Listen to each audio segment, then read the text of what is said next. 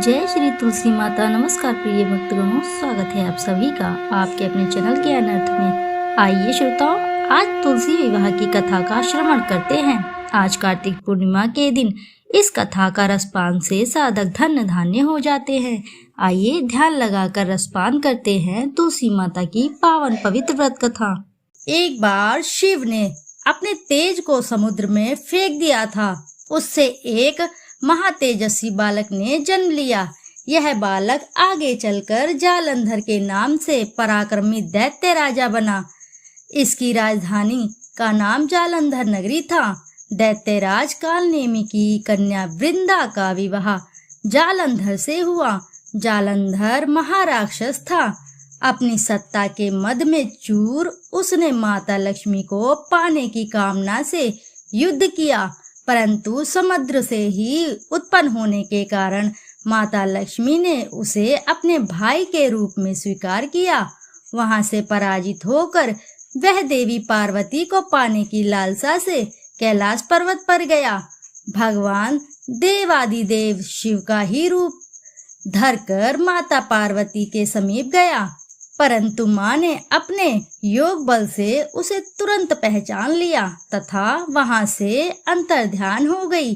देवी पार्वती ने क्रुद्ध होकर सारा वृत्तांत भगवान विष्णु को सुनाया। जालंधर की पत्नी वृंदा अत्यंत ही पतिव्रता स्त्री थी।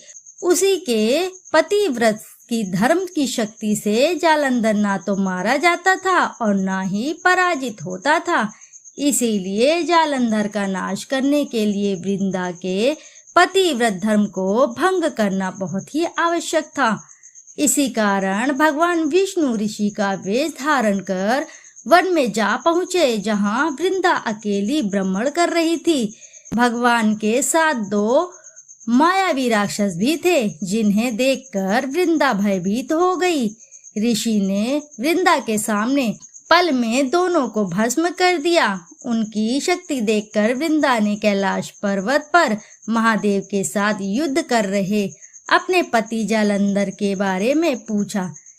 ऋषि ने अपने माया जाल से दो वानर प्रकट किए।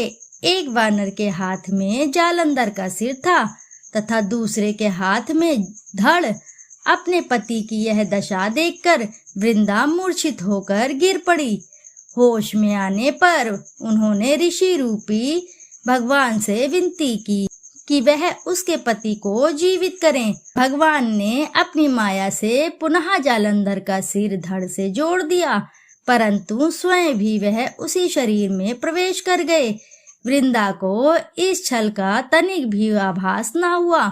जालंधर बने भगवान के साथ वृंदा पतिव्रता का व्यवहार करने लगी, जिससे उसका सतीत्व भंग हो गया। ऐसा होते ही वृंदा का पति जालंधर युद्ध में हार गया। इस सारी लीला का जब वृंदा को पता चला तो उसने क्रुद्ध होकर भगवान विष्णु को हृदयहीन शिला होने का श्राप दे दिया। अपने भक्त के श्राप को भगवान विष्णु ने स्वीकार किया और शालिग्राम पत्थर बन गए। सृष्टि के पालनकर्ता के पत्थर बन जाने से ब्रह्मांड में असंतुलन की स्थिति हो गई। यह देखकर सभी देवी देवताओं ने वृंदा से प्रार्थना की वह भगवान विष्णु को श्राप मुक्त कर दे। वृंदा ने भगवान विष्णु को श्राप मुक्त कर स्वयं आत्मदाह कर लिया। जहाँ वृंदा भस्म हुई वहाँ तुलसी का पौधा उगा। भगवान विष्णु ने वृंदा से कहा, हे वृंदा, तुम अपने सतीत्व के कारण मुझे लक्ष्मी से भी अधिक प्रिय हो गई हो। अब तुम तुलसी के रूप में सदा मेरे साथ रहोगी। तब से हर साल कार्तिक महीने के देवउठानी एकादशी का दिन तुलसी विवाह के रूप में मनाया जाता है।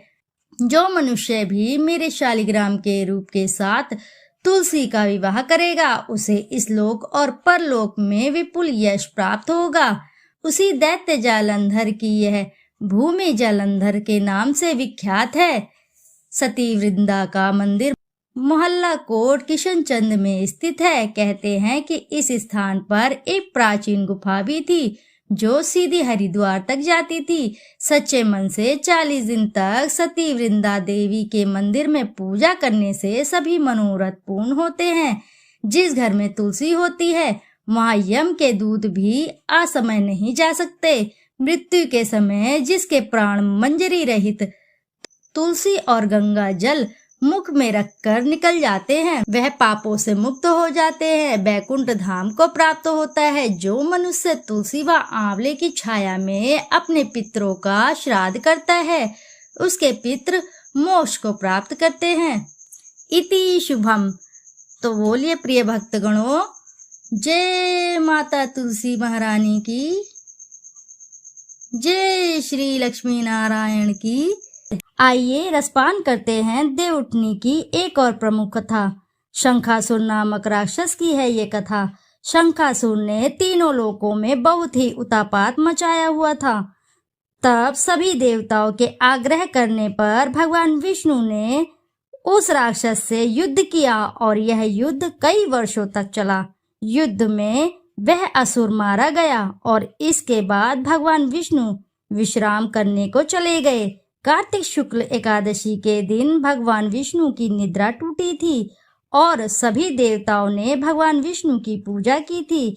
शिव महापुराण के अनुसार पौराणिक समय में दैत्यों का राजा दंभ हुआ करता था। वह बहुत ही बड़ा विष्णु भक्त था।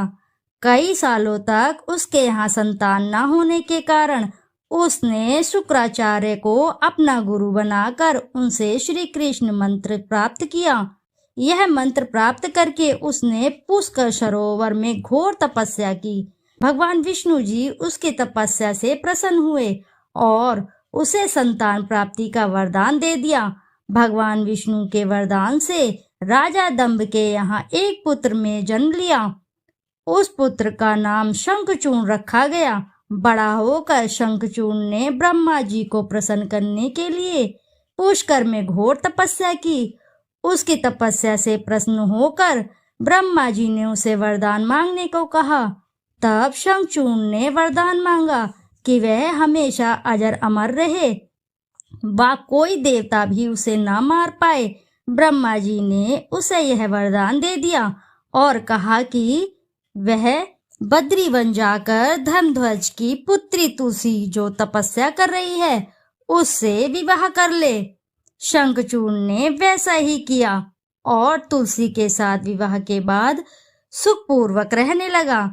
उसने अपने बल से देवताओं, असुरों, दानवों और राक्षसों, गंधर्वों, नागों, किन्नरों, मनुष्य तथा त्रिलोकी के सभी प्राणियों पर विजय प्राप्त कर ली। वह भगवान श्री कृष्ण का परम भक्त था। शंखचूर्ण के अत्याचारों से सभी देवता परेशान होकर ब्रह्मा जी के पास गए और ब्रह्मा जी उन्हें भगवान विष्णु के पास ले गए।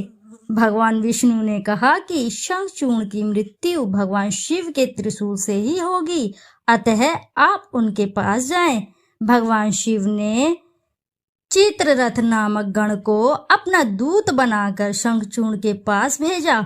चित्ररथ ने शंखचूर्ण को समझाया कि वह देवताओं को उनका राज्य लौटा दे, परंतु शंखचूर्ण ने मना कर दिया और कहा कि वह महेश्वर से युद्ध करना चाहता है। भगवान शिव को जब यह बात पता चली तो वह युद्ध के लिए अपनी सेना लेकर निकल पड़े।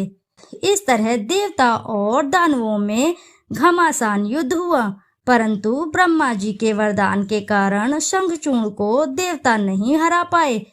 भगवान शिव ने शंखचूर्ण का वध करने के लिए जैसे ही अपना त्रिशूल उठाया तभी आकाशवाणी हुई कि जब तक शंखचूर्ण के हाथ में श्री हरि का कवच है और इसकी पत्नी का सतीत्व अखंडित है तब तक इसका वध असंभव है। आकाशवाणी सुनकर भगवान विष्णु वृद्ध ब्राह्मण का रूप धारण कर शंखचूर्ण के पास गए और उससे श्री हरि कवच दान में मांग लिया। शंखचूर्ण ने वह कवच बिना किसी संकोच के दान कर दिया। इसके बाद भगवान विष्णु शंखचूर्ण का रूप बनाकर तुलसी के पास गए।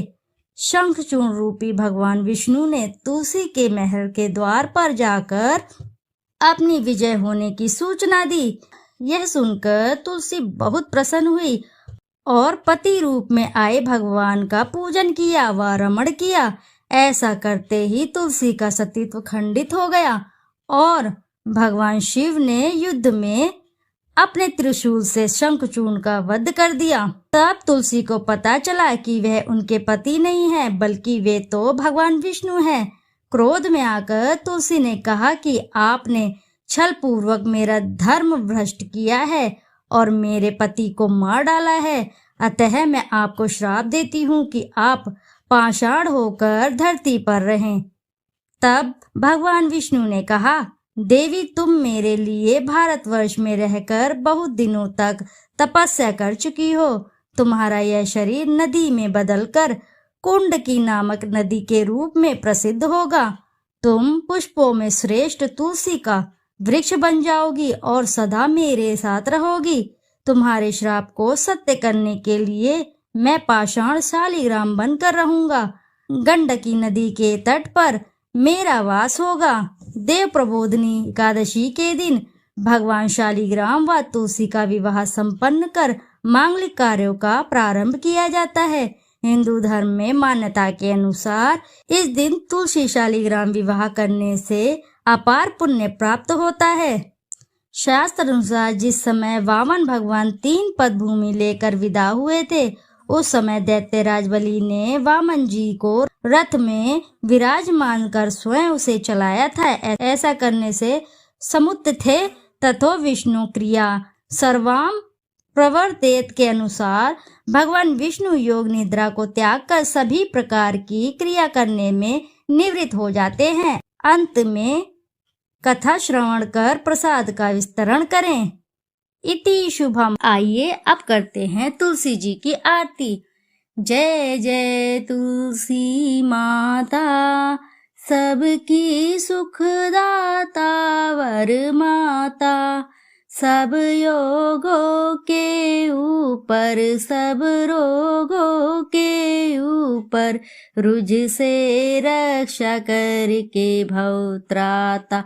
जय जय तुलसी माता, बहुपुत्री है श्यामा, सुरवल्ली है ग्रम्या, विष्णु प्रिय जो तुमको सेवे सो नर तर जाता। जय जय तुलसी माता, हरि के शीश विराजत त्रिभुवन से हो वंदित, पतित जनों की तारिणी तुम हो विख्याता। जय जय तुलसी माता, लेकर जन्म बीजन में आई दिव्य भवन में, मानव लोक तुम्ही से सुख संपत्ति पाता। जय जय तुलसी माता, हरि को तुम अति प्यारी, श्यामा वर्ण सुकुमारी, प्रेम अजब है श्री हरि का तुमसे नाता। ओम जय जय तुलसी माता। प्रिय भक्तगणों, प्रेम से बोलिए एक बार जय तुलसी माता की जय, श्री हरि लक्ष्मी नारायण की। प्रिय भक्तगणों, यदि आपको कथा अच्छी लगी है तो वीडियो जरूर लाइक करें, साथ ही चैनल को सब्सक्राइब करें। एक बार अपनी सच्ची श्रद्धा से कमेंट बॉक्स में जरूर लिख दें जय तुलसी मैया की। फिर मिलते हैं आपसे ऐसी नई कथा कहानी में। तब तक के लिए नमस्कार श्रोताओं।